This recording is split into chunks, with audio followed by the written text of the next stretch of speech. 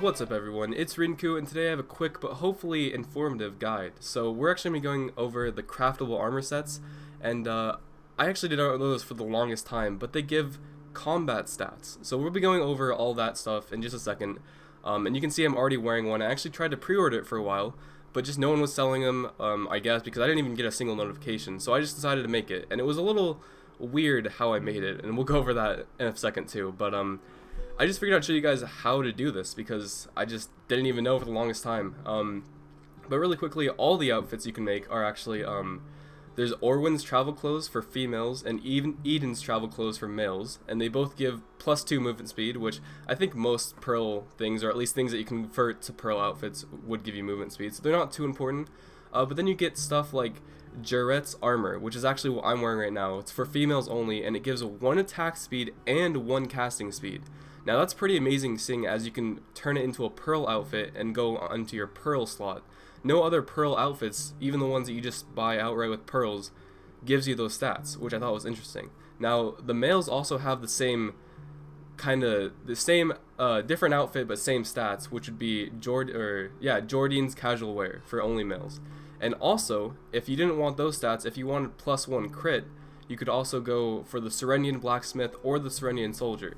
Now, all of those sets are made here in Untitled in a workshop, but getting the stuff to do that is kind of weird. Before we get into that, one other thing I should mention is there are some other outfits in Calpheon, such as the Calpheon Noble Dress and the Calpheon Noble Suit. Those give you amity gain. Those are probably like the very first craftable armor sets in the game. I remember those a long time ago. But there's also the Delph Knight's Armor, and there's some other one. Okay, so there's the Jester Armor, but I could not find any information about the Jester Armor. It wasn't even in BDO database, but I'm pretty sure you can make Jester Armor in Calpheon. We'll have to check that out, look at a workshop in Calpheon later. But the reason why I was saying the Delph's Knight Armor is it's a little bit harder to get. You have to do a quest and get some other things, and that we're not going to cover that in this video. But the Delph's Knight Armor also gives +1 crit, so it probably looks better than the Blacksmith or Soldier set, unless that's what you're going for. So if you're trying to max crit, there is a second option. As far as attack speed or casting speed, I think these are the only sets, the Jarretes and Jordines. So with that, I guess let's get into it. Alright, so let's look at my actual set to see what it actually does. And it does in fact give me +1 attack speed and casting speed. And because I made it a Pearl outfit, it also gives me amity +15%. So I believe all the outfits will give you the same amity +15% when you upgrade them.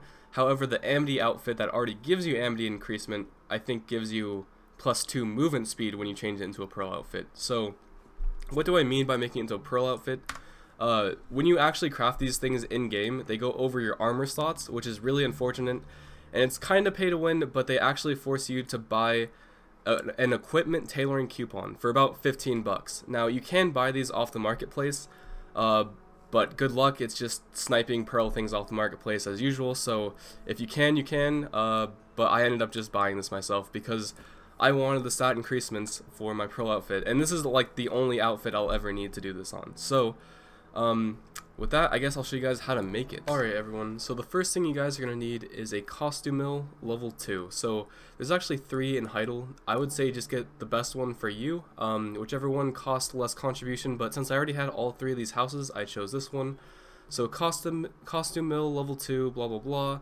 You can see everything there is, and once you own it, you can manage craft, so you can see in a little bit more detail, I guess. And this is the one that I have crafted. So you're going to need a design, 2 unique things that you actually make in the costume mill, and brilliant opal, which is pretty easy to make or buy, and blackstone powder. Now, all the ingredients I'm not going to really explain how to get as far as like the opal and like the other stuff as far as to make the golden armor, but I'll show you how to get, you know, the designs and recipes. So if we go for the engraved golden armor and the finest casual clothes, they're I think level 1, yep, and these also have their own materials. So you guys are going to need all this stuff for this, and the most important thing again is the craft permit, and also same for this, you're going to need a different craft permit for this item. So we actually need 2 different craft permits.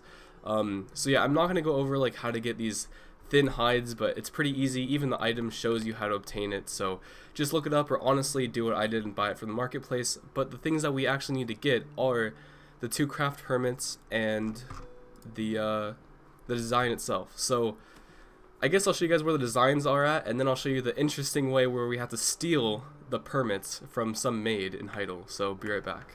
Okay, so we're in the upper Heidel square up here, and this is, I guess, overseeing everything else, in case you didn't know where up here is, but we're at the arms dealer Ornella, and she's the one that will sell you all the designs for anything you want. So you do need 500 Amity, so you have to play the Amity minigame boringly, but you do have to do it, and you'll get it eventually, so just stick with it.